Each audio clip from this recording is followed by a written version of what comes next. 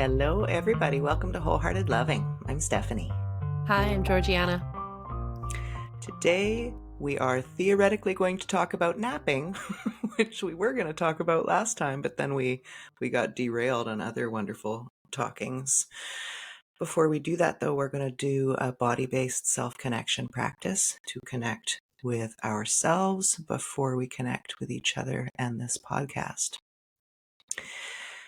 This practice came up for me in noticing the shifts in my own tone and my deep interest in frequencies and how that affects the body. So I'm just going to walk us through two very different sounding processes so that you can notice the difference in your body. Partly this came up because I was thinking about how much softer I am in every way than I used to be when I was highly defended. And that comes out in the tone of voice I use, in the words I choose. I don't know if listeners or viewers are familiar with the old SNL skit of Sweaty Balls, the sweet church ladies. That's what our podcast reminds my mom of, because we're so soft and gentle with our words. Oh, I think I'll need to watch this because I don't know what this is about. It's pretty funny. Sweaty Balls. Hello, I'm Margaret Jo McCullen. And I'm Terry Rialto. And you're listening to The Delicious Dish on National Public Radio. Now, Terry, it's Christmas season again, our favorite time of year. That's right, Margaret Jo. Now, what's on your list this holiday season? Well, Terry, I really got greedy this year. I'm asking Kris Kringle for a wooden bowl, some oversized index cards, and a funnel. Your mom thinks that we sound sweet and soft? Yes, because you know what we do. Oh, okay. Yeah. So a good contrast to that. So feel your anchoring spot. Take a minute to notice your body, notice your breath. And the first sound is a really visceral sound that should be familiar to us all, and it is ugh. Ugh. Yeah, what a vibe. Gee, what do you notice in your body when you say ugh? Ugh. It's interesting. I notice an immediate, almost like a connection between my mouth and my brain. I don't know. I can't explain it any other way. And it immediately is like telling my brain, think of awful things. Find bad things. That's the operative. That's the task it's given myself. Ugh. Yeah. It's like something gross is happening feeling wise. And now my brain has to know what that gross thing is. That's sort of what I notice. Yeah. And I noticed my face in order to make that sound, my face has to contort in a way that isn't a happy, sweet, soft feeling. Yeah. So this is so neat because we are wired up for all of these different ways of feeling, and we have a lot of biological protection mechanisms, in this case, disgust. So it's neural pathways that are specifically wired to protect us from being poisoned by rotten food, basically. And when you're in that ugh place, like you're saying, you're noticing the connection between your mouth and your brain. That's legit. It's so easy for us to fall into these types of patterns in different aspects of our life too. So when you've got that ugh about relationships or behaviors or people around you, that is the vibe you're living in, right? Ugh, all of that's happening. Your face is contorting. So, okay. The next sound is I'm going to ask you to just, again, let's sink into our anchoring spot. Feel your bum. Take a moment to reset. And now I want you to find a hum that feels good for your body right now. So there's no particular note or volume that's required. Just notice a hum and make that hum something that feels good to your body.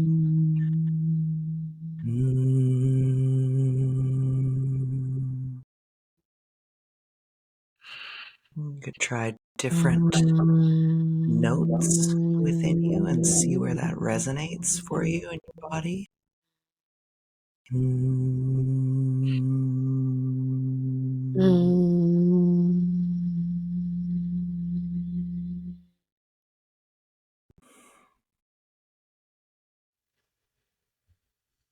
Gee, where do you feel that hum in your body?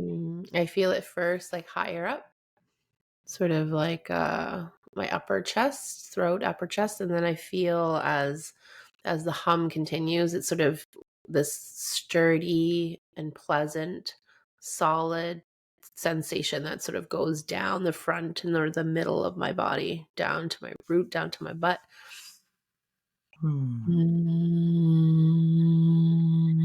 Try lowering that hum. See what you notice. Okay, when I lower the hum, it begins lower. So I Mm-hmm. feel a heaviness sort of down in the root, like I'm solid. Mm-hmm. So that's really neat that the different types of humming, I locate them in a different spot in the body, and also it gives a different feeling experience. Mm-hmm. And when I first started humming, what I noticed was, again, it went to my mind. It connected me actually to a visual of being at this concert recently with Shay and Ben and a bunch of friends. It was a lovely concert. And it was just, there was a softness to it. There was a love energy in that space. And so making that humming sound brought that visual and that memory back. Mm-hmm. And then as I was like, let's detach a little bit from that memory and that visual. Let's just hum and see what happens. I noticed my face wanted, like, I wanted to smile. Mm. And then that's when I Powerful. noticed the, up high to down low, and then the shift of really feeling it down low. Mm-hmm. Yes. So when I'm feeling, as the kids say now, some kind of way, accessing different notes of humming. I'm not a terribly musical person. I don't know what the notes are, but I can feel where they vibrate differently. And if you're the kind of person who's into chakras or meridians, you can locate these sensations in your body and put your energy there and put that vibrational movement there. And Mm-hmm. it's a vibe, as you're saying. Imagine you were in that concert and somebody loudly said, ugh. How would that harsh the vibe, you know? Be a startling experience. Yeah. Yeah. Yeah. Yeah.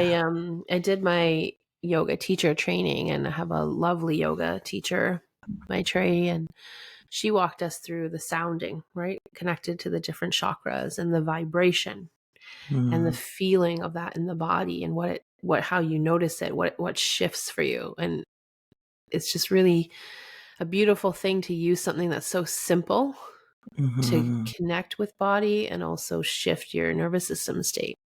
mhm. Yeah, it's energetically powerful. And Mhm. you'll notice when you start paying attention to yourself more that there will be times in your life where you are naturally humming and you're making sounds. And it's sort of neat to notice if those are related in any way to your state. I like that. I'll pay attention. This reminds me of humming to babies, right? Mm, To soothe them. And I don't know why we don't, not we, you and I, but people don't talk about this more. There's there's ways we all tend to bring comfort to a baby, right? The humming, the soft sounds, the sweet facial expression, the tone of voice, the type of words, the holding, the rocking, the patting, you know? Why aren't we doing that stuff for ourselves? We know that that mhm. works. We know that that helps regulate, Yeah. right? Can you allow someone else to do some of those things for you? Mm, So for anyone who is familiar with tapping or EFT, I trained in that as well. And, I can tap my way through things. And I've got two boys who have absolutely no interest in tapping and learning it until they're in moments of like distress or discomfort and they want something that helps them. Mhm. And I remember one night, my little one, he's not so little, he's 11, he was having a hard time with something. And I just thought, let's just try. I said, I know this thing that I do for myself that helps me sometimes. And I just tap on different spots on my body. Would you like to do that or try? And he's like, no, don't want to try. I'm like, okay. How about if I tap for you on those spots? Would that be okay? He's like, okay, let's try. And sure enough, within a couple rounds, he's like, I feel better, Mom. Mm. Right? So why are we not going back to things like humming and Right. patting and rocking? Yeah. So They're so simple. simple. Yeah. Simple. You have access to them anytime. You don't need Mm. anyone else for it. Yeah. Yeah. Neat. Well, you know what else we're really good at giving babies is permission to nap. And helping them nap, helping Yeah. them fall into that sleep, fall into the Mm. nap. Hmm. Last episode, we talked a lot about finding the newness in our regular workaday experience. And one of the most powerful ways I've experienced to find newness in life, uh, sort of in a liberation from my patterns and my stories about how a person is supposed to operate in the world. One of the most powerful tools I found was napping. Specifically, I challenged myself to 1 month of, and this, by the way, is privilege central. I was at a time in my life where I was able to do this for a month. You sleep whenever your body feels like sleeping. And it is challenging because it challenges so many of the standards of 9 to 5 city living. And you feel like you're maybe crazy, like, do I nap right now? That feels like bad and wrong and like I shouldn't. But when you Mhm. set yourself the task of doing it, then it becomes a job and you feel better about going ahead and trying it. And it just turns everything on its head. All of my standard beliefs about how one ought to operate. Um, it's really like waking from a dream, from some revelatory dream, and Mhm. and that's really powerful. This is coming up because a woman in one of our last live calls for Priming the Body for Peace talked about resisting the desire to nap. And I think you and I were both like, "Oh, don't resist. Let it happen, see what unfolds." And of course, we've got so many stories about napping. Naps are for kids. Naps aren't for adult kids Naps and are for seniors. lazy people. That was Lazy my people. old belief. Yeah. Naps Yeah. are for lazy people. Naps are for non-ambitious people. Hmm. Naps are for people who have nothing going for themselves. Yeah, I had like some serious rigid beliefs about naps from my programming. Mm. Yeah, that makes sense. I have never been a napper. Um, I also thought, so when I nap, I get all weird. I think this is pretty common for people. You wake up, maybe you're feeling bitchy or weird. And so I made that mean that I shouldn't nap. Um, but in fact, when I dig into it a bit more, that weird, groggy feeling is an unfamiliar reset that gives you fresh eyes on the same day that you've already woken up to this day, you've had a nap. Now it feels sort of like it's a new day, but it isn't, and it's all unfamiliar and confusing. And I think that's actually quite a powerful place to be. And I think we're all very sleep deprived and we need to replenish our sleep banks. So I think napping's important. The next day after that call, I think it was a Tuesday at like 1 in the afternoon, and I was overcome by a deep sleepiness, which I Mm. immediately resisted. And then I remembered her saying, resisting the urge to nap. I was like, okay, universe, I see you. I'm going to go nap. And I had a lovely 2.5 hour nap. during which time I had some really subtle but revelatory dreams that, sort of transformational kind of experiences while you're asleep that who knows whether I would have experienced that at night while sleeping or not. So I Mm-hmm. feel really grateful for that, and it was important. Mm-hmm. Yeah, this shifting my beliefs about napping, what it means to nap, really changed so much for me. It was so tied down to old beliefs that in order to be lovable and to be needed, I thought I always need to be needed, then you can't nap because you need to perform and achieve and do stuff. And if you're napping, how can you do stuff for people and be needed? And if you're not Mm, needed, then you're sort of screwed because who's going to stick around if you're not needed? right. So it had a lot to do with that. It had a lot to do with old programming that napping is unproductive and a waste of time. Hmm. But what's interesting is if I look at my history with napping, I don't know really what it was as a child. I don't remember, but I remember when I was probably 17, 18, 19. I started university young and it was pretty intense, our schooling. And so by the time I got home, I just wanted to nap. And it was interesting. I think it was a combination of being tired, but I also remember it as a coping tool. I remember feeling so overwhelmed by the amount that was going on in my life, the amount of work I had to do, that I felt like the only time I had reprieve from all the pressure was to sleep. So I Mm, remember coming home from class and be like, I was looking so forward to that nap because it was like the only time. And it wasn't this, like, the way I say it is sort of like, oh, reprieve, like restoration, nap, great. It wasn't like that. I remember feeling like, I don't know if I was like situationally depressed at the time or like just burnout. I don't know. But I thought it was almost this desperation where I thought the only way out is to sleep, right. is sleep away the overwhelm. Dissociation by Yeah. sleep. Yeah, it Yeah. was totally dissociation by sleep. If I sleep, I don't have to stress and think about all the stuff I still have to do. Mm, And I remember that distinct feeling. It wasn't like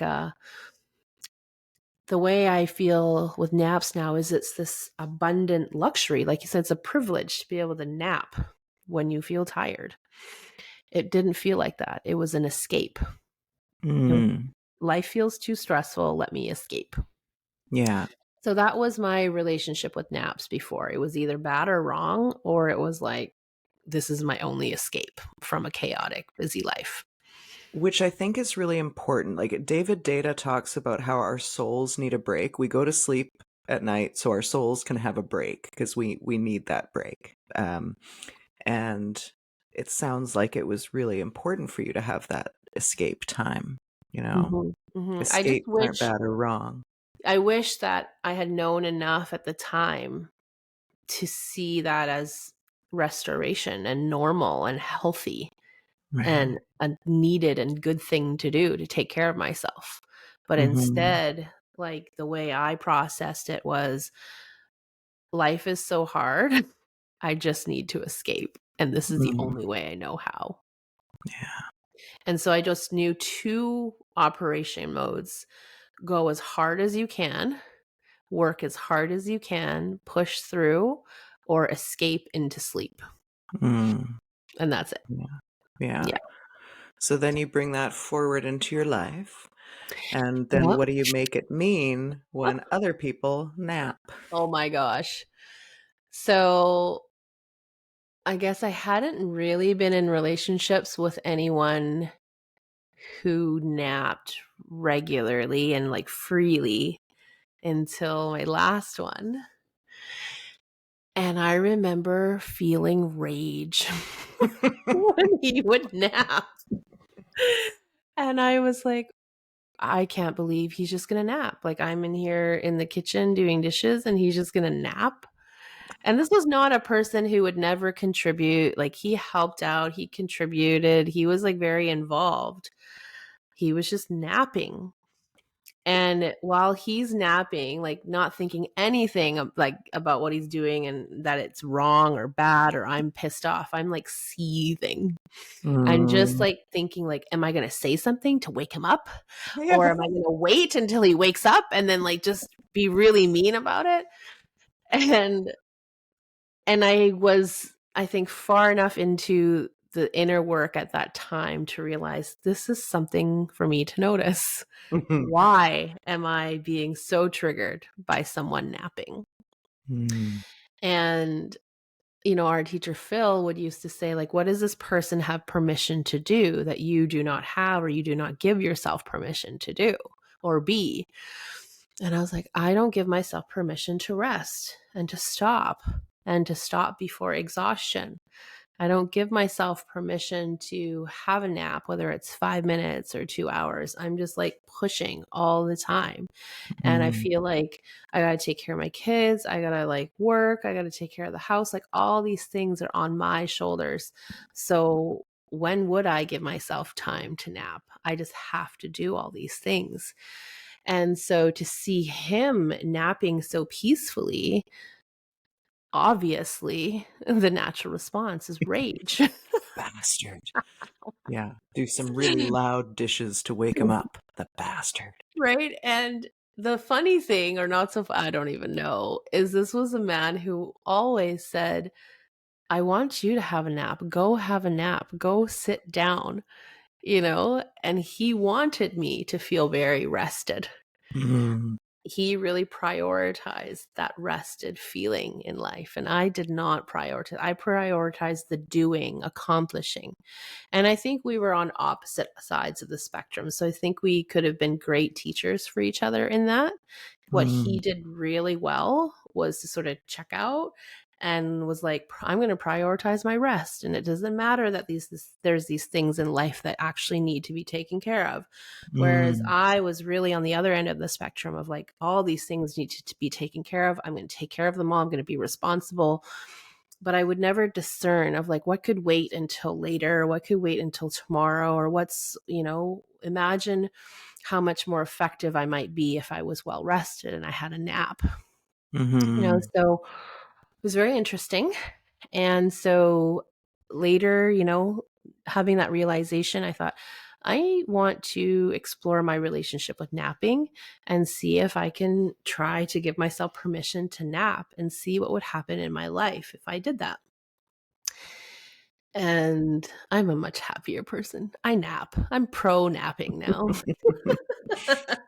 Very good. And what I think is neat is in my practice of I want to shift my relationship with napping, it required me to get more connected to my body. And Mm. that's something I wasn't as connected to because I was so used to overriding the feeling of being tired, Yeah. the overriding the feeling of being stretched.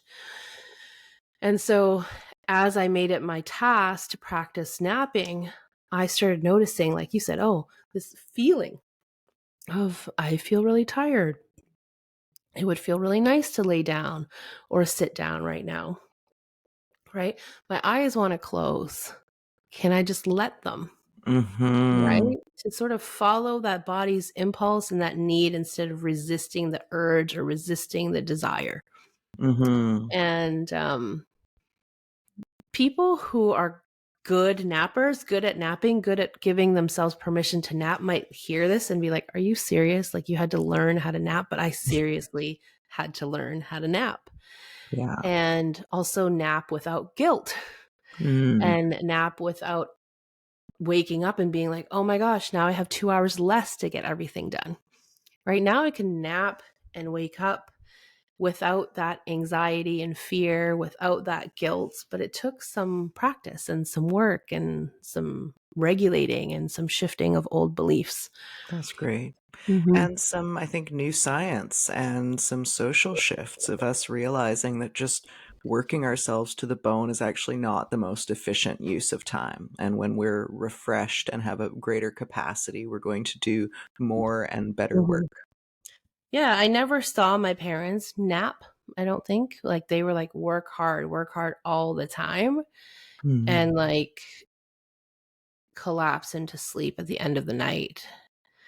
And so I also see this as a gift to my kids, because in the middle of the day, if I feel it and I have a pocket of time, you know, I will say I'm going to have a nap, or they'll just find me in bed having a nap.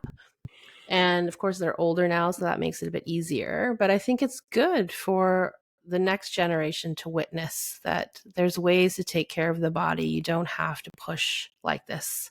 Mm-hmm. And also, I think what I needed to learn is people are wired differently. Like my kids are, if you are into human design, one of them is a generator, one of them is a manifesting generator. So, from the little that I understand of it, and you can speak to it more because you're a generator, right? Mm-hmm.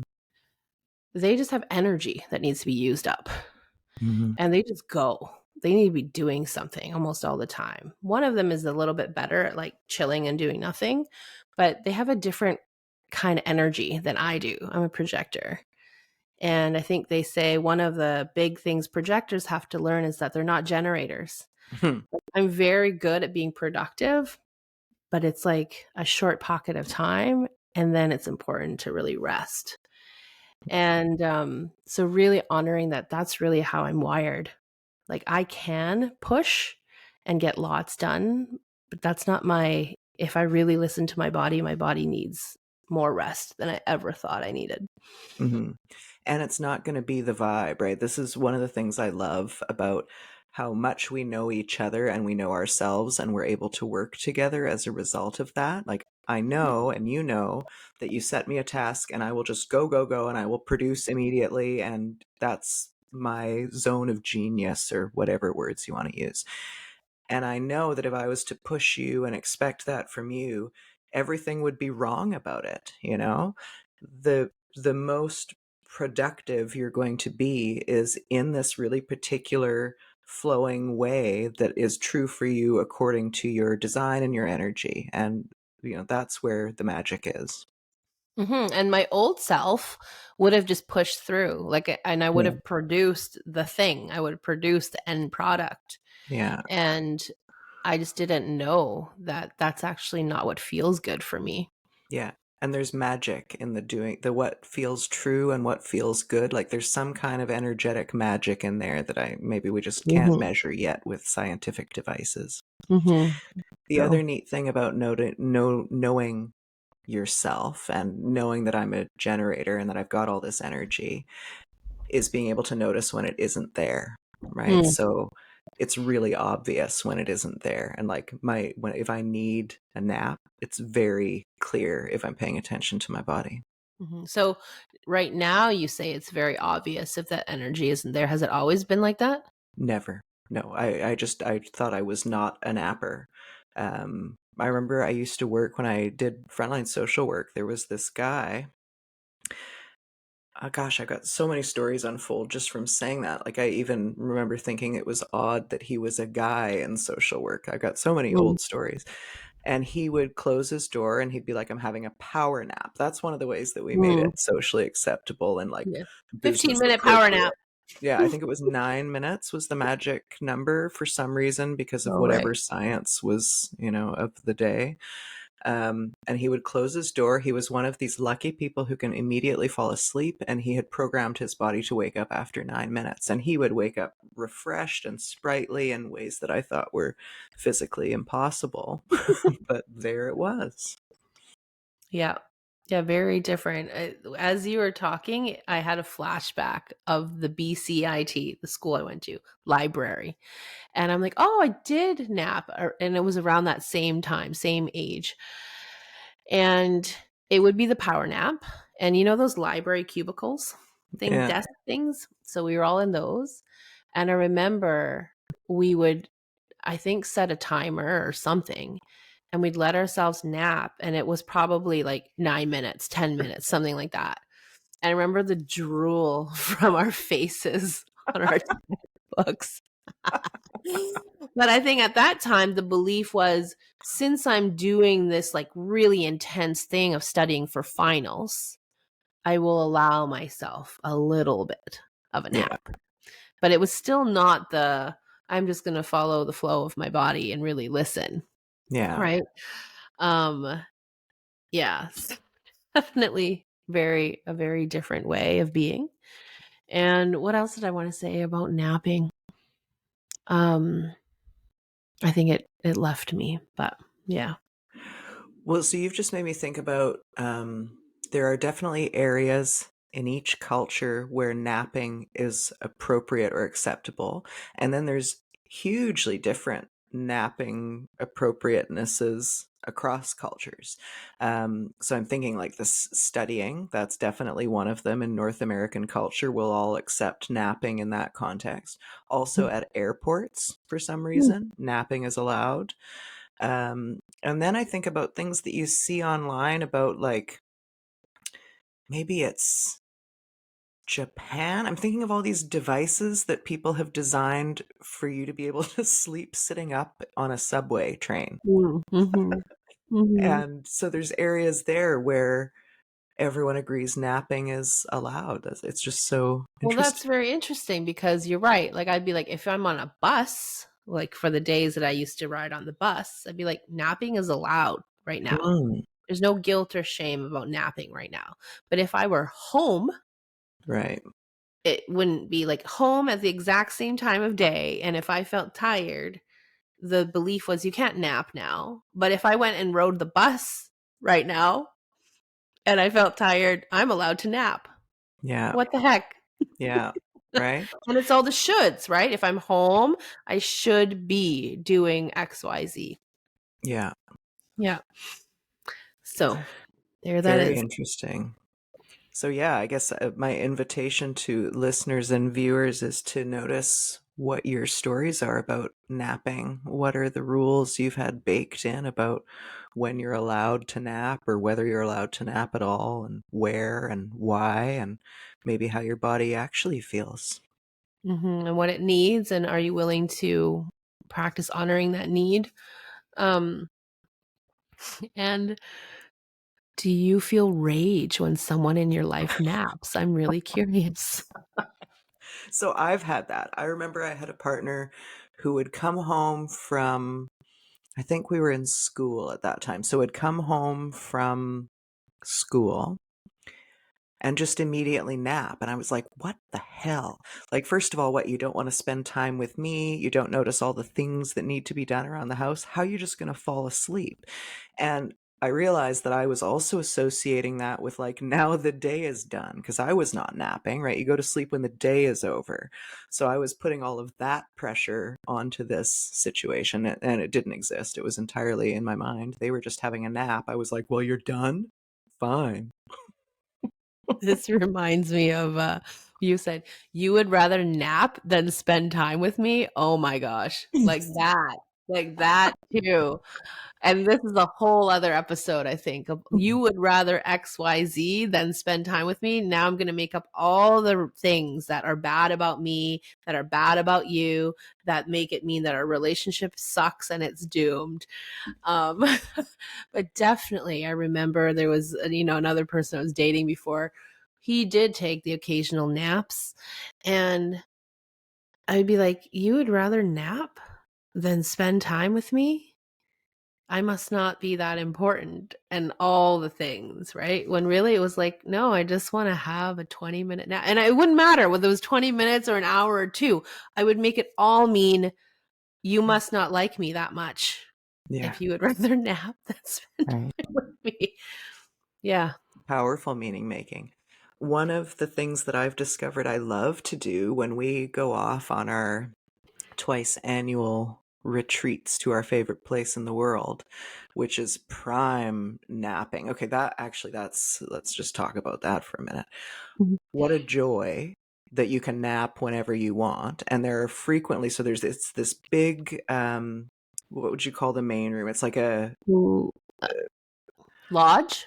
a lodge. Like Yeah. a And what there's a huge cabin? Like, sitting yeah. room with many sofas and many chairs, and there's often just people curled up napping at all hours of the day, and it is the sweetest thing. Like I get that same. I love it to see people sleeping. It feels very sweet to me, Mhm. so I love that.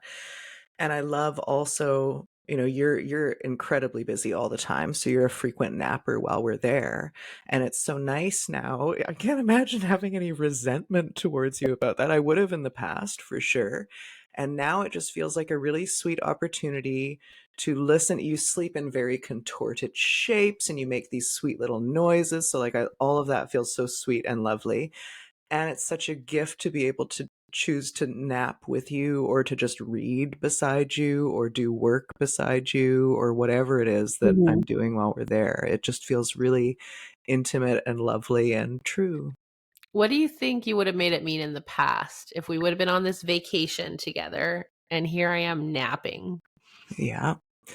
Well, if I was running my old patterns of like anxious, needing to know what's going on, what's next, what we're doing, need to make use of all of these resources, like really time limited scarcity mentality. Like, oh God, we got a canoe, we've got a paddleboard, we've got a hike, we've got to go to the gym, we've got to go in the pool, we have to do all these things and also somehow eat 6 times a day.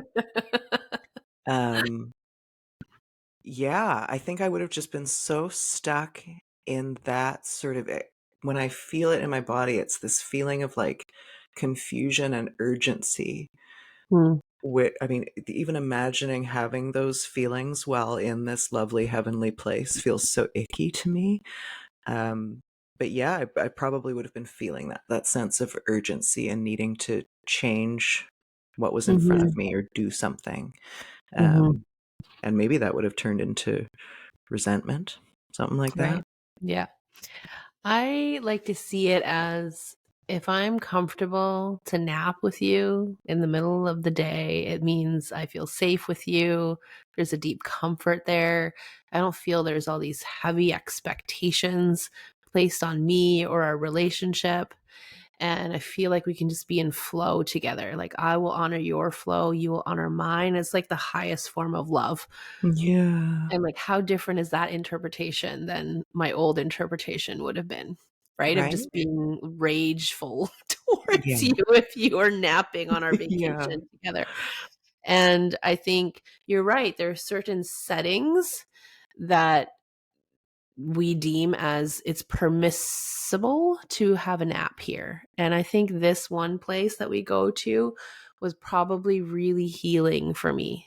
It was the one place where I'm like, I could just nap all day and it's allowed. It yeah. was like the best setting for that. And I think that really helped me.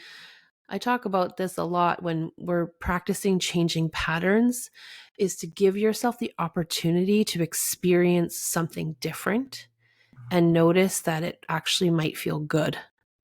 Or Yeah, at the very least, you don't die and it's not horrible. yeah, And I think those 2 trips a year were exactly that. They gave me the opportunity to experience what would it be like to really follow your body's impulse and need and urge, right? And I started to associate the experience of like drifting off and allowing that drifting off, um, noticing how good that felt, knowing how good it felt to not be worried about, I'm wasting away this vacation. I'm mm, wasting away all these things we could be doing, should be doing right now. And I was like, no, when I wake up, I feel so good. I'm so happy. And then we go do whatever we feel like doing after that. mhm, And such a lovely thing. And it then also reminds me of the Scandinave in Whistler, oh, one of my favorite yes. places, one of our favorite places. And there are many, these are just like cold baths, hot baths, sauna, steam rooms, hot tubs, all the things out in nature Silent. and silence. And I know people who go for like 2 hours or 3 hours. And I would look at them and be like, why are you coming here for 2 or 3 hours? I don't understand. But anyways, my go-to was you go at 10 a.m. and you stay all day till 6.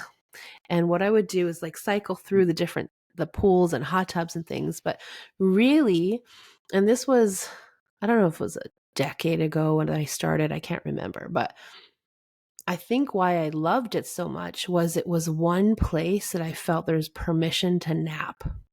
'Cause there's a big And then, napping room. There are a yeah, few, right? Yeah. yeah, right? And I would bring a book and we would read and then we would nap and then we would hot tub and we just cycle through that so many times. And I remember feeling such joy and delight that I could nap several times in one day and not feel Mm. guilty or feel bad. And I Mhm. think that's what, I don't know if I was tuned into it enough at the time, but that was truth speaking right there, my delight. Yeah. If you're that delighted about something, if you enjoy it that much, it's probably telling you you have a need for this in your Mhm. life. And let's not leave it for only when you go up to the Scandinav at Whistler that you let yourself nap. Right. Yeah.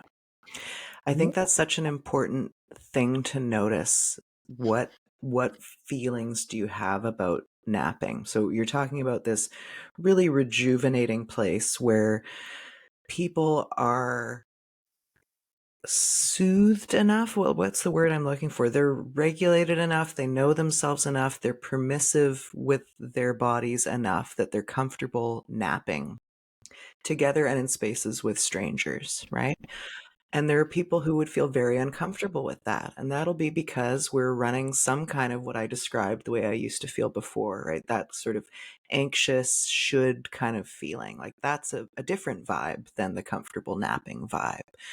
And I think such a gift is to give ourselves permission to notice where we fall in that range of nappers and potential nappers and people who are really uncomfortable napping, and to inject a bit of like love and acceptance. I think we can find this by looking outside of ourselves, right? Seeing positive examples of what's possible. And the example I want to give right now is the joy that I imagine all people feel this, but I'm sure I'm wrong. Um, the joy and love and peace and like delight that you feel when a baby or a puppy or a cat falls asleep on you. How like Mm, special and chosen and trusted and regulated that feels, you know? mm, And then give yourself permission to be that as well. You know, you be the baby, you be the puppy. mhm, Let yourself fall asleep on or around somebody and mhm. trust that that's loved and accepted. It's it's neat that you say this because one of the things I enjoy the most is falling asleep around people when they're still awake. Right. So I was known, so this is not about napping, but this is, I think, about pure exhaustion. Even as a teenager, when we would have sleepovers with friends, I would be the one who people would be like, I was just talking to you last night. We were like mid sentence and you fell asleep. Like, yeah, that's me. I was known for that. And I think it was just because two things. I didn't know how to listen to my body of when I needed to go to bed. And I craved connection so much that I didn't want to miss out on connection. And so Mm. I would have never said, "Hey guys, I'm tired. I need to go to bed."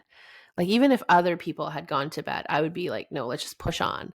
But then I also remember how much I love that feeling of like drifting off to sleep, hearing the chatter of my friends. Mm. Such a safe, sweet feeling. Yeah. And I have that too with like watching TV with people. It's not really watching TV. We're just getting ready for me to fall asleep close to you. So sweet. And I think there's a sweetness in allowing yourself to drift off close to people who you feel safe with. And now Mhm. that reminds me of, I don't know if this happened to you when I was a kid. It's one of the sweet memories of childhood. We would visit friends who lived maybe a 40-minute drive away, and it would be nighttime. We'd be driving home, and I'd always fall asleep in the car. And then sometimes I'd sort of wake up close to home and be like, "Oh no, like the nap, this sleep is almost over. I'm going to have to get out of the car and go to bed." And I would pretend to be asleep because I wanted to be carried inside. I think Adorable. there's a reel right now going around with this little girl I think her parents are sort of like playing with her, and like they say out loud, for sure, if she's asleep, she'll be able to hold her arm up.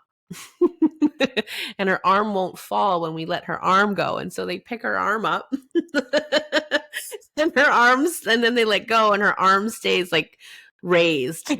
And they're just laughing, trying not to wake her up and laughing. And it reminds me of, I think, just even as children, we know how sweet it is to to feel in that sleepy state Yeah. and have someone we care about like take care of us.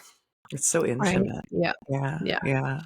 Wow. So The contrast also is reminding me of, this was actually painful to watch because I could see what was happening, but the people in the show, which is Love is Blind, didn't see what was happening. The guy on the other side, so they're in the pods at the beginning, and the guy's talking about something, and the woman falls asleep. oh And yes, I he remember this. leaves, right? And eventually her friends have to come and wake her up. And immediately, so we're seeing both sides of this equation, right? I'm watching her fall asleep and going, oh, she's so comfortable and feels safe, and she knows her body enough. She's permissive with what her body needs, and that's a beautiful thing. It's a feminine thing. It's a thing that this man would appreciate if he didn't have his own stories, which he did unfortunately have, which were that she doesn't care. She fell asleep, right? Mm-hmm. And he goes from wanting to marry her to going, maybe I need to rethink everything because this bee fell asleep, you know? And she is like, oh God, I hope he's not going to think all of these things. Mm-hmm. And from what I recall from the episode, she wasn't saying like, oh, I just felt so comfortable and safe. She was actively worried about what he would make it mean, you know? And I think it's so interesting to notice the Mm-hmm. differences and how Mm-hmm. what was really there was just love, but our stories got in the way. Our stories got in the way. I feel like that happens so often. I don't know if I'm recalling this correctly. I thought that she did mention that, later when she was explaining what happened, that she did feel so comfortable with him, Mm, and that comfort sort of let her sort of drift off. mm, And how sad that would have been had they not had the opportunity to clear that up with each other, clear up those stories. And if he hadn't have been open to seeing a different alternative, like a different mm, reality, right? If yeah, he was really hung up on sticking to his story of, if you fell asleep on me, it means you don't care and you're not that into me, he could have carried that and been like, this is done and this is over. yeah. Yeah. I think they're Happens so actually much. married now. Oh, are they good? Yeah. So nice. So imagine Mm, you fall asleep on someone and they're like, no, you're yeah. out. And meanwhile, it was a very sweet thing. Yeah. I think I've been on both sides of that equation. It feels much more comfortable to now just see sleep and naps as sweet and beautiful and helpful. Mm-hmm. Yeah. Yeah. Um, I'm reminded of my kids and when we put them down for naps when they were kids. And they would sort of fight it. I think they just wanted to be a part of everything, but you could see that they were tired. But we used to sing this song, I think it was in Dutch, to them when they would nap. And then we would end it with happy nappy. Yeah, happy nappy. So that's the phrase that's coming up for me right now. I wanted to say happy nappy, everybody. But like not that long ago, like I think my kids are like, oh, what was that song again? Can you sing it again? Like they had like really sweet memories Adorable. of getting to nap. And there's like, and I remember this because you're talking about the sweetness of napping, the sweetness of sleeping. Yeah. Oh, oh, So happy nappy. happy nappy, everybody. Well, we've been talking for a while. We should probably wrap it up. Okay. How you feeling? Is there anything coming to your body mind for a closing practice? Mm. I'm like stretching as though I've just had a nap. Oh, let's do that. Stretch like you've just had a nap. And immediately I want to yawn. I think that's good. Stretching like you just had a nap. Mm, It almost makes you feel like you just had a nap. it does. Yeah, yeah. A simulation. Yeah. And like there's a slowness that comes with if you're like pretending you're just waking up from a nap, Mm. you're slower and softer with your body. At least I am. I got the yawns. Mm-hmm. Ah, Yeah.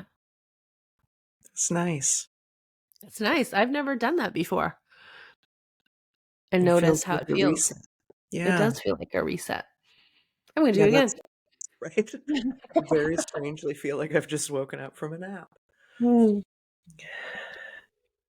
And is this universal for this is how you wake up from a nap? I mean, for those of you who are not seeing us, we're like outstretching our arms up high and you sort of let them fall and lower and we look up and we yawn. Is that how people wake up from naps? Wow, I guess. I would love to know the science behind that. It must be something.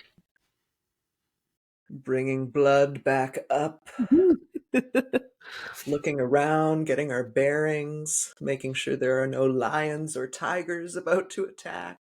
Well, that's what I notice is like there's a lifting of the chin, right? There's a looking up and really assessing like where am I? And so how cool is that actually just as a throughout the day reset? Right?